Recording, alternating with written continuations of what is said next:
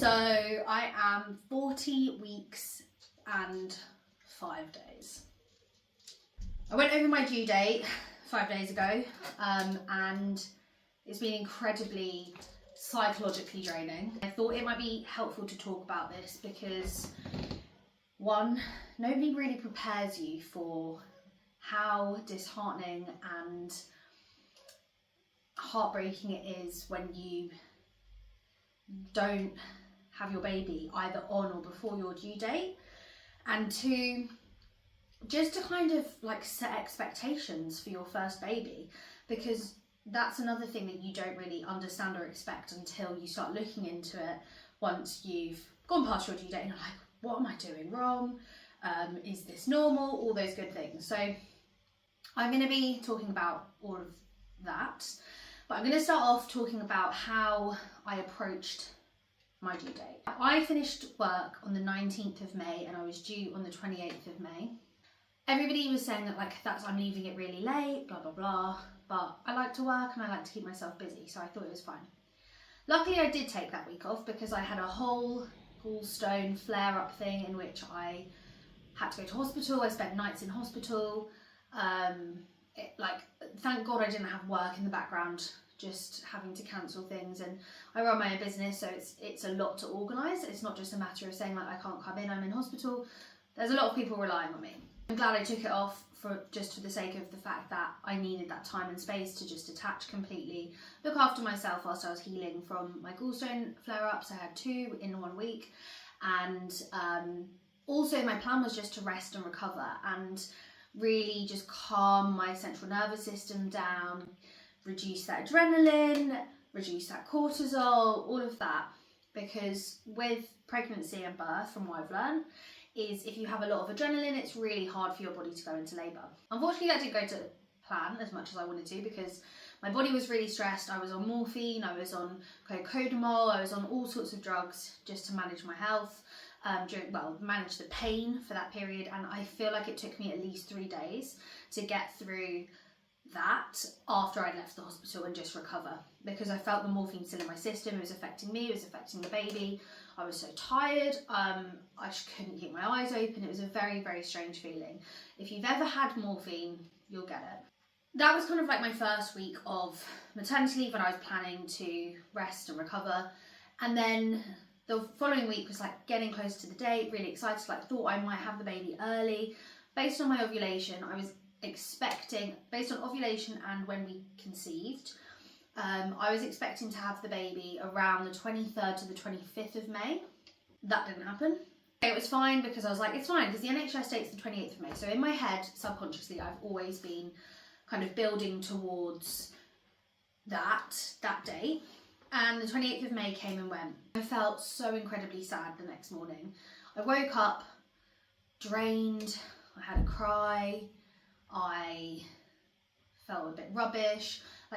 In the build up to that, I had already felt like I'd rested a lot. I was doing all the good things to encourage labour, raspberry leaf tea, rest, exercise, walking, stretching, dates, although to be totally honest, I haven't had as many dates as you should. You're supposed to eat something like 8 dates a day, but I just can't. They're so sweet. Just can't. They make me feel a bit unwell.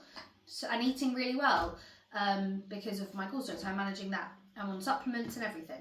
Anyway, each morning, each day, I've experienced kind of this loss, this mourning of my due date, which is something that nobody really does prepare you for.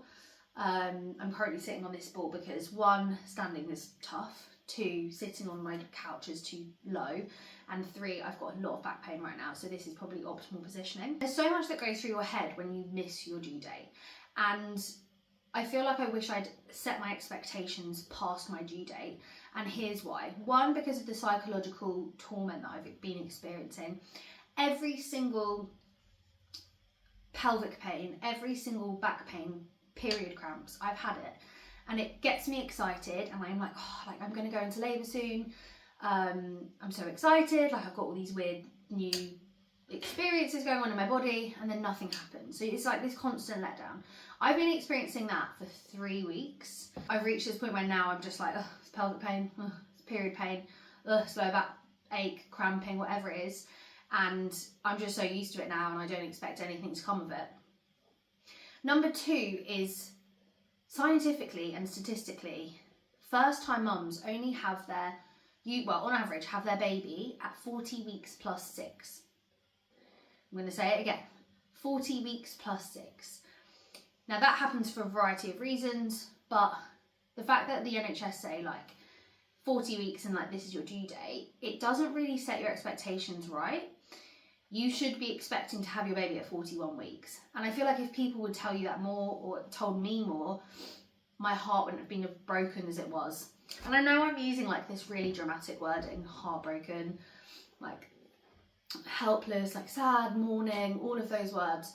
But it does feel like that, and it is so psychologically draining, building like the build up to your due date and then missing your due date. And yeah, I'm 40 plus 5 or 6, and now I'm like, I'm in a better place today, which is why I'm able to record this. But before this, I wasn't able to even record any YouTube. I haven't been able to do anything because I've just felt so sorry for myself, and lack of motivation, lack of energy, fatigue, all of that. If you just mentally prepare yourself for the fact that you're going to go over statistically, then I feel like you'll experience this whole process a lot better than I have. There are reasons why. Now, obviously I'm not a scientist, I'm not a birth expert, whatever, but what I found out is that when your body, it's the first time your body's doing this, so it just takes longer. Your body is having to contract differently, your uterus is behaving in a different way, your cervix is having to open and all of that. 2, there's probably just some sort of other scientific things that we haven't figured out as to why babies are longer. But 3, like we're not all wired the same way, we're not all built the same way. So like putting a date of 40 weeks on every single woman is just totally unrealistic.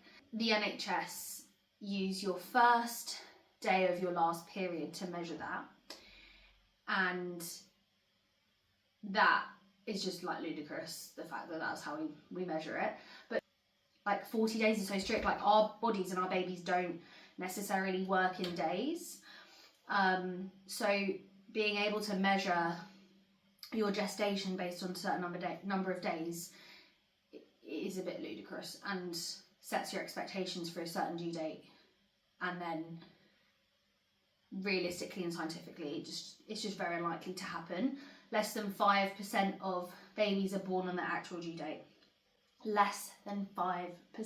That's what I've kind of been going through. I also think it's really important to kind of go through what I've been thinking as well, because I don't think I'm alone. And when I was talking to ChatGPT about this, it was really, really helpful. It was really consoling to me, because ChatGPT was basically telling me everything I was feeling. When I was saying that I was feeling sad and helpless and upset about the whole fact that I'd lost my due date, or I'd gone past my due date, ChatGPT was saying like all these other things that I could possibly feel, and I was like, oh my god, yes, that's exactly how I feel, like so relatable.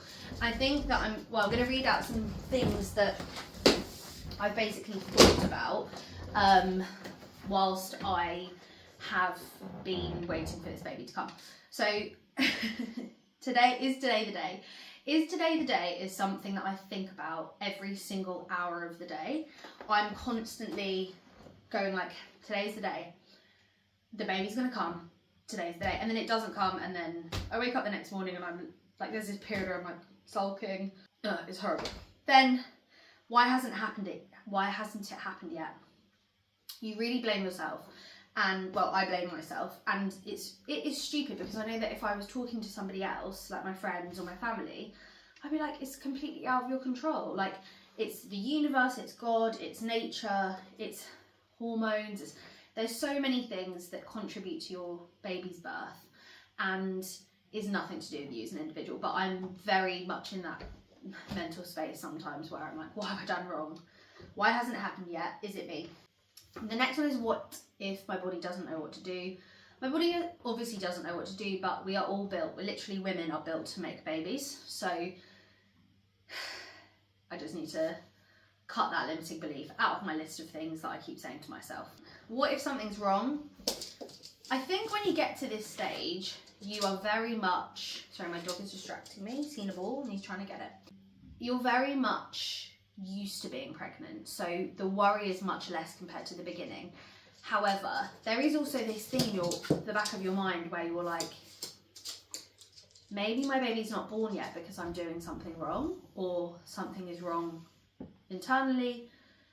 It does creep into your mind, but I found that I'm really good at just dismissing that belief. There are two more that I want to go through. Well, number one is, what if I miss the signs? And I have this idea that I'm just going to go into labour and I'm not even going to realise I'm in labour, because it does happen.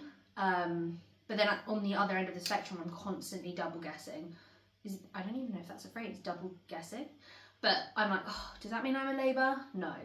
Or I think I'm in labour, like I've timed my contractions probably at like 6 different times because I just thought this could be it. But it's probably Braxton Hicks, it's a little bit of period cramping. It's really, really misleading. And then you've got the other end of things, like maybe I'm having like early contractions, but I'm not aware of it. And I feel like that could be today, just because I've reached that point where I've been busy and I've stopped thinking about what's going on down there in my lower back, mainly. I could be out and about and just not as connected to what my body's telling me. And then my last one is, I am really sick of people asking. When it was closer to my due date, I was really, really annoyed. The more the time goes on, the more I get used to it. And it's not everybody, like not everybody annoys me as well. Like some people, when they ask me, I'm genuinely like, I get it. And that's usually family. I'm not annoyed by family or immediate family, but then there's like kind of that wider circle of family, and I'm like, I will tell you when I need to tell you. Or people who